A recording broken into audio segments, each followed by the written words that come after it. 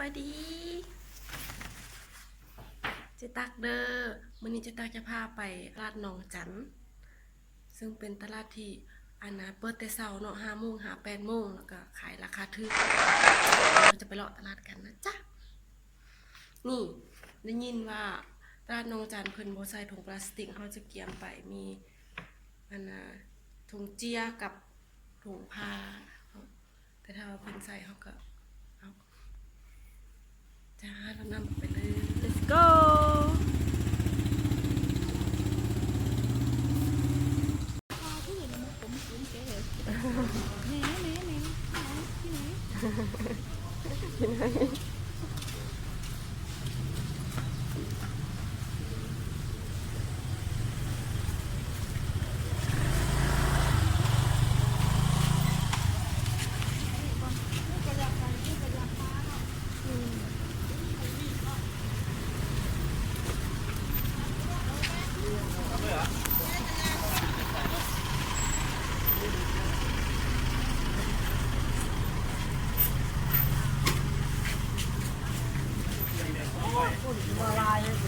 คนขึ้นมาทักเนาะเขาทิพเนาะเขามาเนาะ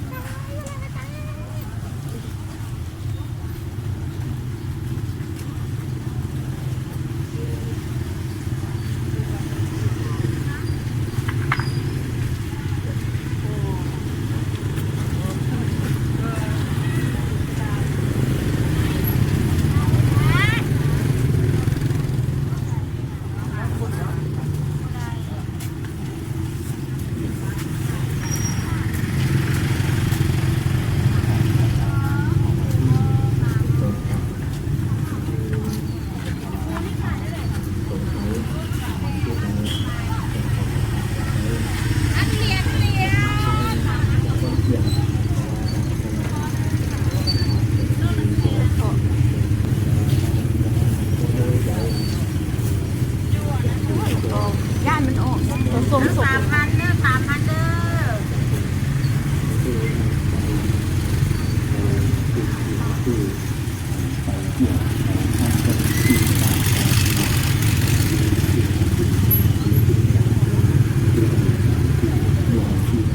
เอาละ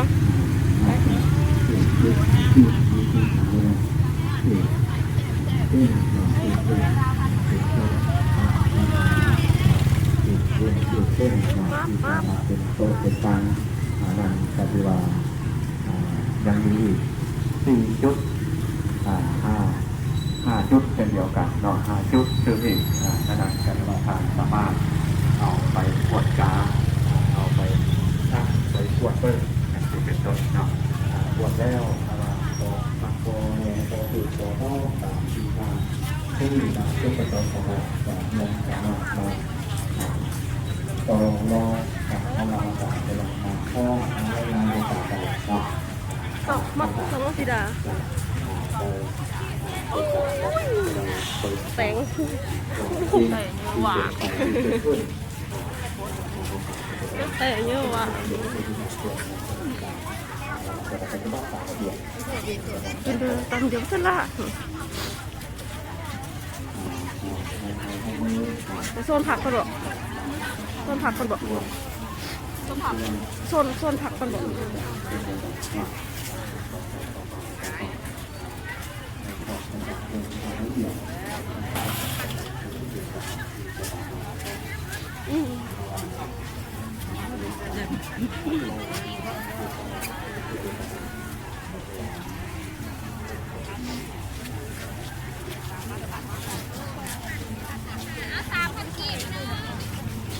เผ็ดเลย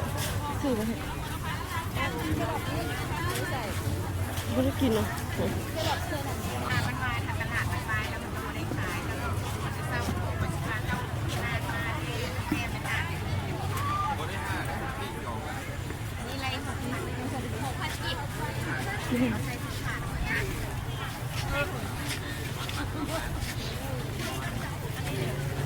อันนั้นทอ4,000เป็น3 อันพอดีเร็วค่ะนี่ทอเท่านั้น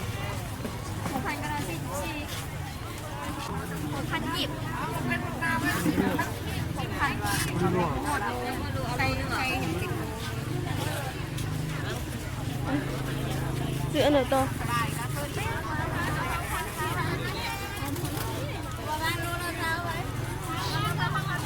เอานี่3 มัด 9,000เลย8,000มันได้3,000 2,500 มันได้3,000ที่สุดท้าย3 มัด 8,000 ว่ะ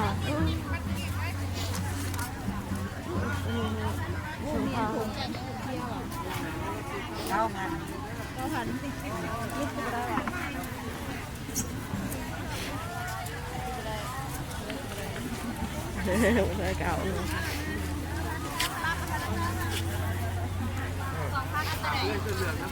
ได้หนักเจียนะจ๊ะเจียตื่มเงินทอน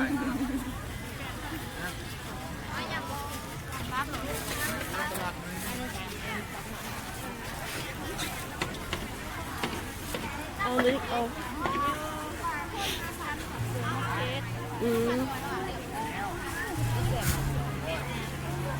หัวแดงคักเขียวหัวแดงมากแดงสุดอ่ะไปทหารวันนี้ข้าวกิน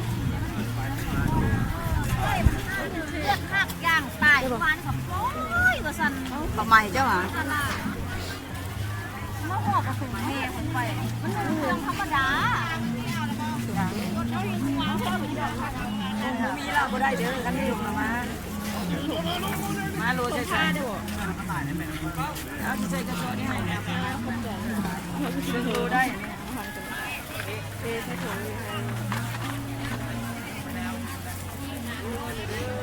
ให้เราบุกมุ้งผมไปขายสิขาย มาตลาดนี่ทำใจเด้อหนุ่มมานำเด้อไม่ได้อยากมาได้ทำใจตลาดนี่นะตลาดโลโซเอาไปลูกเดียวของข้าน้อยมาถ่ายรูปลงคลิปแดงกับปวดกระดาปวดกระดาโอ้ดู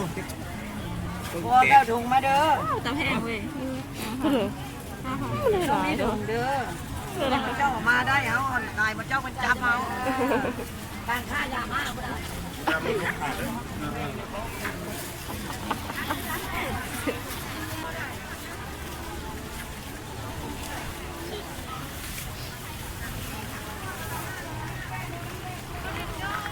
เน่า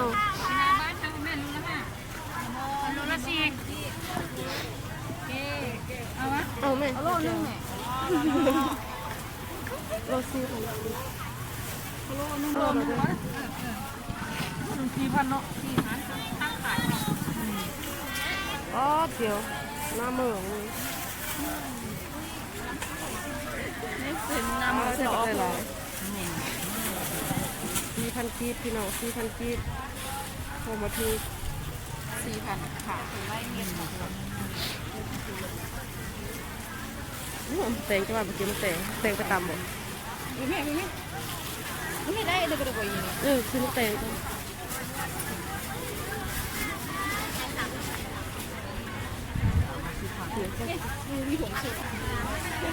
เป่าเลยอันนี้สิ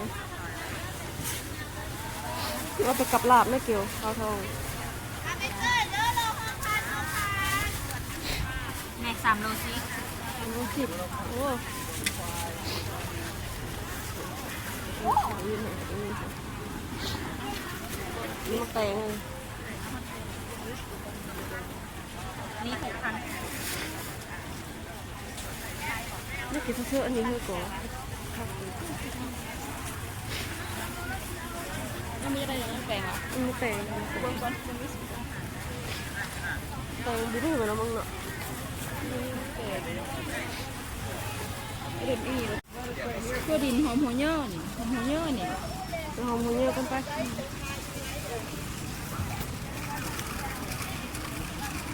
หอมเยอะต้องพุ่งสิพี่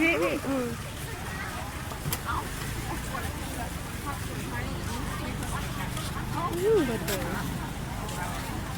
ยไข่เบียร์อันนี้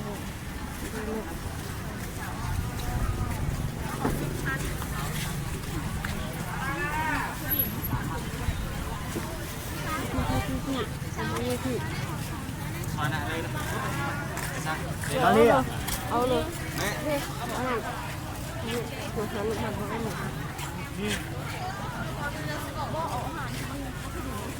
ดี๋ยวดูดูเลยนี่เป็นเลือกหลายต้องซื้ออาหารก็จะไปดูเอาอาหารแล้วก็เอาไม่เป็นของโลบอกเอาจากหัวสักก็ได้แล้วนะ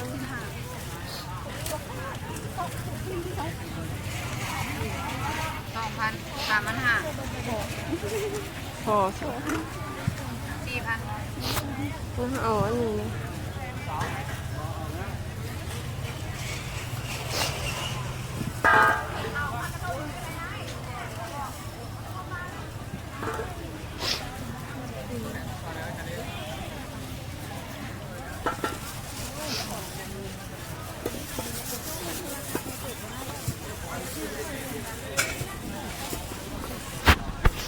นี่เท่าไหร่เครื่องหมา ด้วย เครื่อง7,000 7,000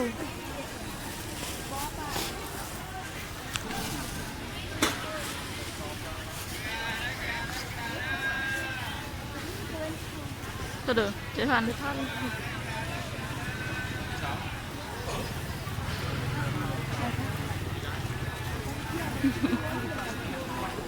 ี่เห็ดขาวแบบนี้เห็ดขาวก็อยู่แถวนี้วะ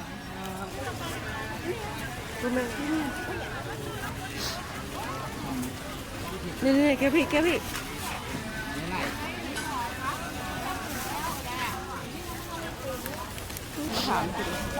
เอาตัวหน่อยซื้อดีก็หน่อยซื้อย่อก่อนเอาตัวหน่อยบอกตัวหน่อย2 ดอกก็ตรงเท่าไหร่นั่นน่ะ12หรือ45 ตัวนี้ก็ได้2อัน2 อันมีบอกสมิธลายโพดกินบุบมีบุบตั้งแต่เดียวอ่ะยังจานเดียว2 ดอกพ่อบอกนี่จะไปแล้วก็เจ้า45หมดเลย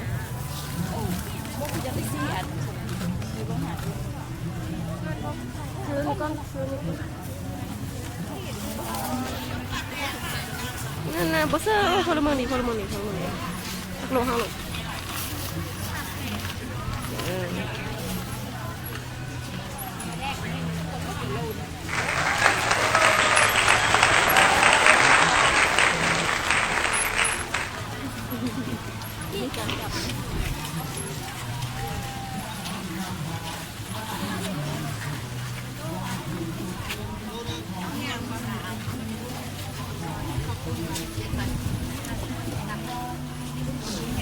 คุณแห้ง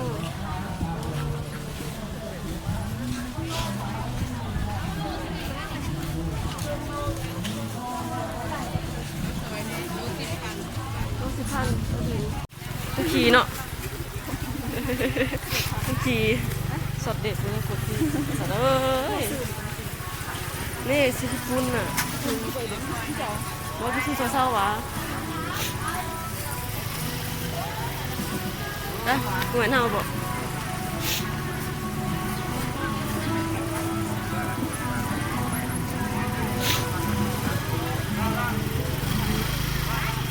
ยังเด้อว่า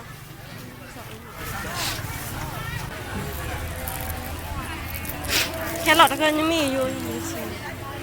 เอาผักกาดอะไรไปกิน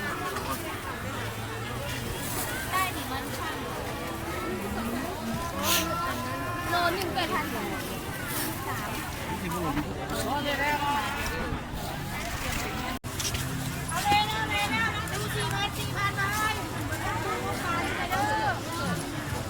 กันเมื่อก็กันมีแต่ย่อก็เขาจะเอาได้บ่ สาวอีกสาวนึงไหม ไปเอาไหม